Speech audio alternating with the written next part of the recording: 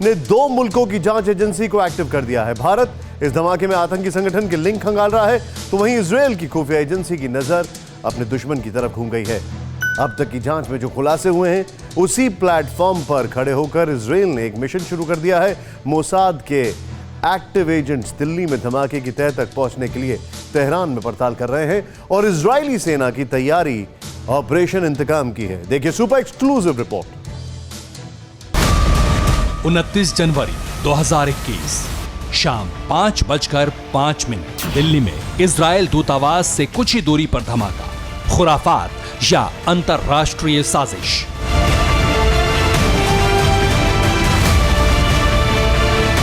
NIA, NSG, Delhi police और Mossad की investigation धमाके वाले षड्यंत्र की परत खोल रही है।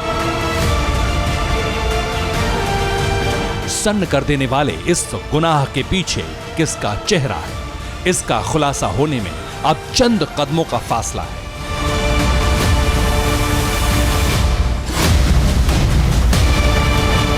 साजिश के आला किरदार का पता चलेगा। बम रखने वाले मोहरे भी जल्द ही सलाखों के पीछे होंगे। भारत का मुकम्मल कानून उन्हें सजा देगा, लेकिन इजरायल इंतकाम लेगा। मोसाद के एक्टिव एजेंट्स का प्लान भी तैयार है। मिशन बदला उस मुल्क में शुरू होने जा रहा है जो शक के घेरे में है। वो मुल्क जिसने अमेरिका से बदला लेने के लिए इराक पर हमला किया और आशंका है कि इजरायल से बदला लेने के लिए वही मुल्क अब भारत को निशाना बना रहा है। मोसाद के ऑपरेशन इंतकाम का खुलासा भी हम करेंगे, लेकिन पहले इन्वेस्टिगेशन में जो पहलू मिले हैं वो समझिए। दिल्ली में धमाका, साजिश या हमला।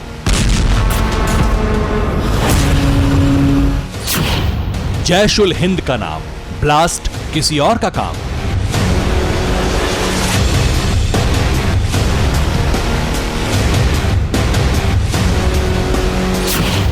जांच में मिले अहम सुराग, भारत तक दुश्मनी की आंच।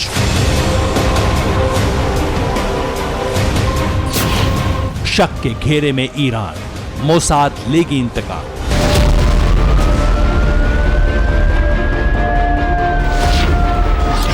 इजरायली दूतावास के पास हुए ब्लास्ट को लेकर चल रही जांच में अब तक ऐसे खुलासे हुए हैं जिसने दिल्ली पुलिस से लेकर मोसाद को भी हैरान कर दिया है।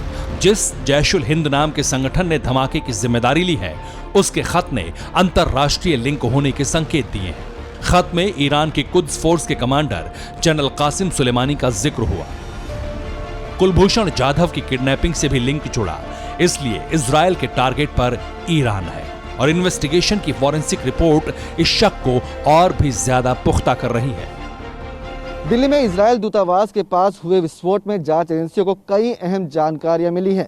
इस धमाके में मिलिट्री ग्रेनेड विस्फोटक का इस्तेमाल किया गया था, यानी कि धमाके में उस पदार्थ का इस्तेमाल किया गया था जिसे इस्तेमाल करने की इजाजत सिर्फ इस दुनिया में सेनाओं को होती है। जांच एजेंसियों को कई अहम सुराग मिले हैं जो इस तरफ इशारा करते हैं कि ये एक तरह का हमला ही था और इसके पीछे अंतर्राष्ट्रीय लेवल की साजिश थी।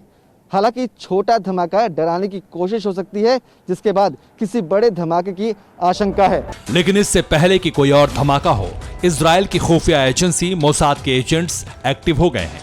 पुख्ता सबूत जुटाए जा रहे हैं और जैसे ही इसमें किसी देश से लिंक होने की पुष्टि होगी या किसी देश की साजिश में शामिल होने का खुलासा होगा, इंतकाम लेने के लिए ऑपरेशन शुरू हो जाएगा। बहरहाल इजरायल का ईरान पर शक मजबूत हो रहा है, क्योंकि हमले में इस्तेमाल विस्फोटक की इन्वेस्टिगेशन रिपोर्ट ईरान के लिंक के संकेत दे रही है। रिपोर्ट के मुताबिक धमाके में PETN का इस्तेमाल हुआ है। इस तरह का विस्फोटक दुनिया के बाजार में उपलब्ध नहीं है। PETN किसी देश की मिलिट्री से हासिल किया जा सकता है। इसके पहले अल कायदा ने PETN का इस्तेमाल किया था। मुमकिन है कि साजिश के तार अल कायदा से जुड़े हों, लेकिन उसके टारगेट पर इजरायल नहीं है। लेकिन एक ऐसा ही आतंकी संगठन और है जिसे ईरान मदद पहुंचाता है और उस संगठन के तार दुनिया के तमाम आतंकी संगठनों से जुड़े हैं। वो है हूती, जिसके लिंक ISIS और अल कायदा से हो सकते हैं। मुमकिन है कि इसी के जरिए डराने के लिए इजरायली दूतावास के पास जैश उल हिंद ने एक छोटा बम प्लांट किया हो। अब जांच का एक और खुलासा सुनिए। स्पॉट से फॉरेंसिक टीम को एक हाई वॉट बैटरी भी मिली है। 9 वोल्ट की इस बैटरी का इस्तेमाल रेडियो ट्रांजिस्टर में होता है। ग्राउंड जीरो से संदेश भेजने के लिए रेडियो यूज हो सकता है। जो बैटरी मिली है उसे इंडियन मुजाहिदीन इस्तेमाल करता था। लश्कर ए तैयबा के रेडियोज से भी ऐसी बैटरी मिल चुकी है। हालांकि इंडियन मुजाहिदीन ज्यादातर बमों में विस्फोटक के रूप में आसानी से उपलब्ध होने वाला अमोनियम नाइट्रेट इस्तेमाल करता रहा है, लेकिन जहां ब्लास्ट हुआ वहां गड्ढा हुआ है। बॉल बेयरिंग और तार भी बरामद हुआ है। अमोनियम नाइट्रेट इस्तेमाल के निशान भी मिले हैं, इसलिए हर एंगल से जांच जारी है। सबसे बड़ा लिंक एक गुलाबी दुपट्टा है, जिसका लिंक तलाशा जा रहा है, लेकिन ईरान से इस धमाके के लिंक को मजबूत करते हैं PETN और वो संगठन जिसने इसकी जिम्मेदारी ली है। धमाके की जिम्मेदारी जैश उल हिंद नाम के संगठन ने ली है। यह संगठन ईरान के जैश उल अदल की विचारधारा से जुड़ा है। जैश उल अदल सिस्तान और बलूचिस्तान के लिए लड़ रहा है। उसे ईरान समेत कई देशों ने आतंकी संगठन घोषित किया है, लेकिन ईरान सरकार के आतंकी संगठनों से करीबी के कई सबूत इजरायल दे चुका है। इसलिए शक के घेरे में ईरान है और मजबूत होते शक की बिना पर इजरायल का ऑपरेशन इंतकाम शुरू हो चुका है। दिल्ली का हिसाब तेहरान में पूरा करने का ब्लूप्रिंट तैयार हो चुका है। दिल्ली में हुए ब्लास्ट पर इजरायल की खुफिया एजेंसी मोसाद नजर बनाए हुए है। हालांकि भारत अब तक की स्थिति में अलकायदा समेत दूसरे आतंकी संगठन के लिंक तलाशने में जुटा हुआ है। गणतंत्र दिवस से एक दिन पहले आए अलकायदा के धमकी भरे मेल को भी खंगाला जा रहा है। लेकिन इजरायल की खुफिया एजेंसी तकरीबन इस नतीजे पहुंच चुकी है कि इस धमाके के पीछे ईरान ही है। इसलिए मोसाद तेहरान में एक मिशन शुरू करने के लिए जा रही है, जो वहां जाकर इस धमाके के लिंक को खंगालेगी और पुष्टि होने के बाद इजरायल सेना वहां पर हमला कर बदला लेगी। दरअसल इजरायल की सेना के चीफ ने ईरान के खिलाफ ऑपरेशनल प्लान बनाने के लिए सेना को ऑर्डर दे दिया है। हालांकि इसके पीछे का मकसद ईरान के बढ़ते खतरे को कम करना बताया गया है, जो अमेरिका से परमाणु समझौते को लेकर बने हालात के मद्देनजर बढ़ रहा है। लेकिन अब इसमें दिल्ली ब्लास्ट का लिंक भी जोड़ा गया है।